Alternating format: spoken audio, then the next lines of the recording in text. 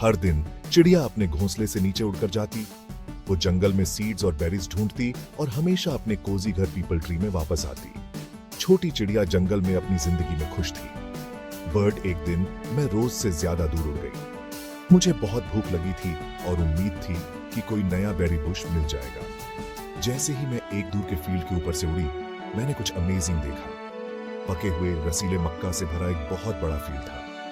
मैंने अपनी जिंदगी में एक साथ इतना खाना नहीं देखा था। मैं करीब से देखने के लिए नीचे उड़ गई। मक्का बहुत टेस्टी था। मुझे पता था कि मुझे एक स्पेशल जगह मिल गई है, लेकिन यह मेरे घर से बहुत दूर था। छोटी चिड़िया ने अपना पेट स्वादिष्ट मक्का से भर लिया। उसने पीपल ट्री में अपने कोजी घोंसले के बारे में सोचा। ऐसे वंडरफुल फूड सोर्स को छोड़ना बहुत बुरा होगा। उसने अपनी जिंदगी में इतना मक्का कभी नहीं देखा था। बर्ड, मैंने कुछ समय के लिए मक्का फील्ड के पास ही रहने का फैसला किया। मुझे फील्ड के पास आराम करने के लिए एक छोटी सी झाड़ी मिल गई। हर दिन मैं बहुत सारे खाने का आनंद लेती थी। दिन हफ्तों में बदल गए, हफ्ते महीनों में बदल गए। छोटी चिड़िया कभी कभी पीपल ट्री में अपने घोंसले के बारे में सोचती थी। उसे अपने कोजी घर की याद आती थी। लेकिन मक्का फील्ड बहुत टेम्पटिंग था। वो खुद को इतने सारे खाने को छोड़ने के लिए मना नहीं पाई।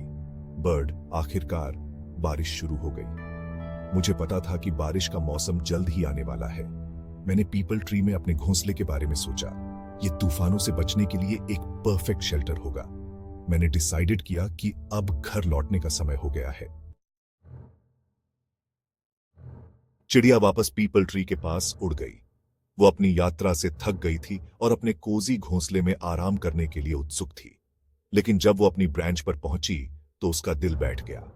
उसके घर में कोई और था। बर्ड, एक मोटा खरगोश, आराम से मेरे घोंसले में बैठा था। वो कुछ पत्ते खा रहा था और बहुत सेटल्ड लग रहा था। मैं गुस्से से भर गई। ये मेरा घर था।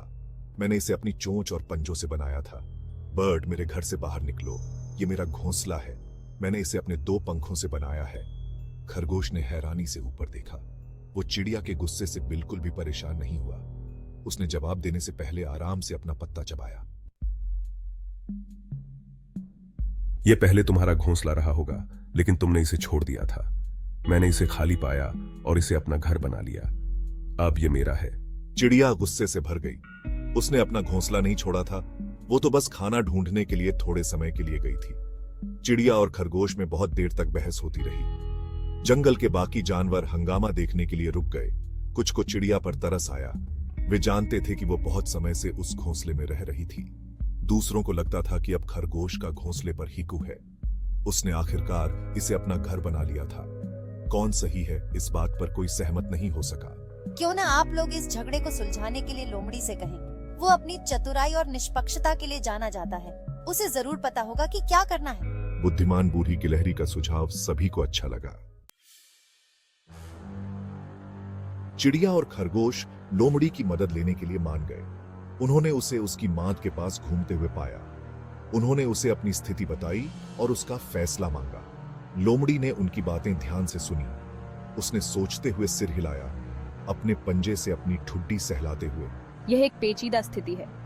यह तय करने के लिए कि असली मालिक कौन है, मुझे खुद घोंसले की जांच करनी होगी।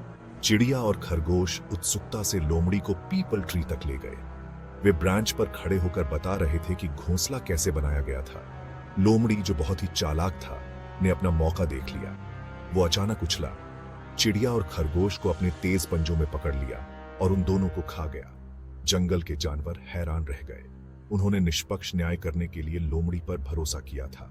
उन्हें बहुत देर से एहसास हुआ कि वे उसके चालाक अभिनय से धोखा खा गए थे। लोमड़ी अपना पेट भरकर अपने रास्ते चला गया और पीछे छोड़ गया एक बहुमूल्य सबक। सावधान रहे कि आप किस पर भरोसा करते हैं, क्योंकि दिखावे धोखा दे सकते हैं।